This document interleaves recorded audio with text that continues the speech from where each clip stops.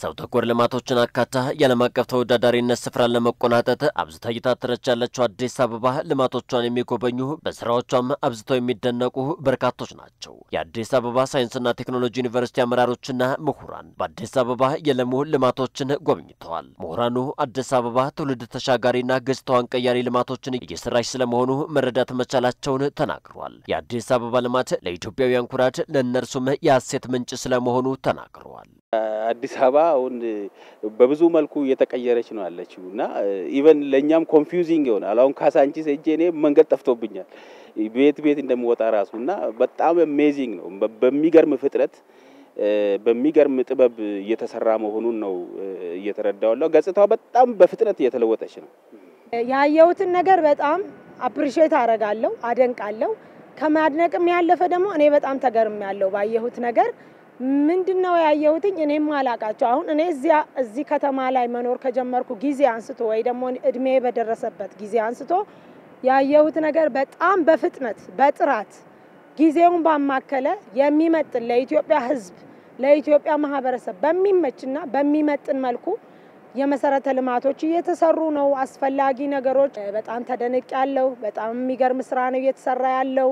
የሚገርም ነገር ነው ያየሁት እኔ በእኛ እድሜ ይሄንን እናያለን ብለን አልገመትንም። ምክንያቱም ብዙ ነገር ውስጥ ነው አልፈን የመጣነውና ዛሬ ቁጭ ብለን እነዚህን ስናስባቸው ራሱ አይሆኑም አይሳኩም እምንላቸው ነገሮች ተሳክተው አይተናል። ፎቅ በ3 ወር ውስጥ በ2 ወር ውስጥ ሲያልቅ የመጀመሪያ ነው ኢትዮጵያ ውስጥ የመጀመሪያ ነው ብዬ ነው የምገምተው። በእውነት ለካ ይቻላል።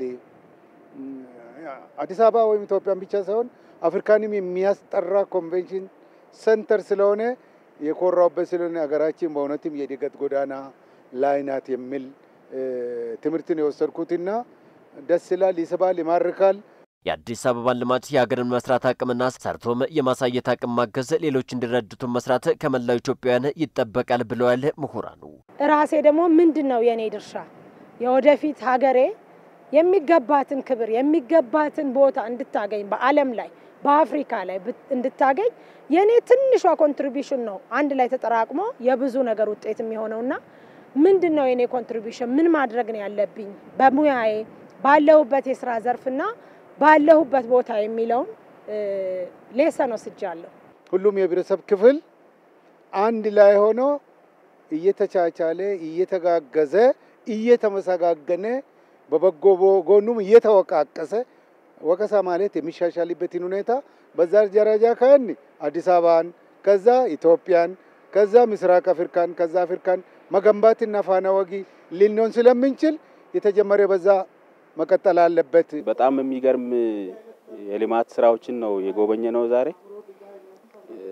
እኛም ዞር ስንል ብዙ ነገር ማናው ነገር አለ ግን መንግስት በትልቅ ልማት ውስጥ በርካታ ስራዎችን እየሰራ መሆኑን ነው ታዘብኩት።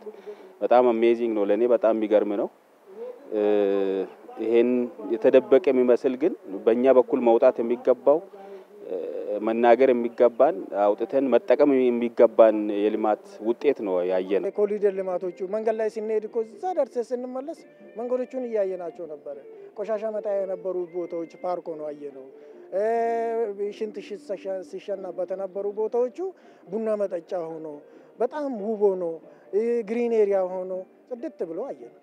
ስለዚህ ከዚህ በላይ የሚያስደስት ነገር የለም።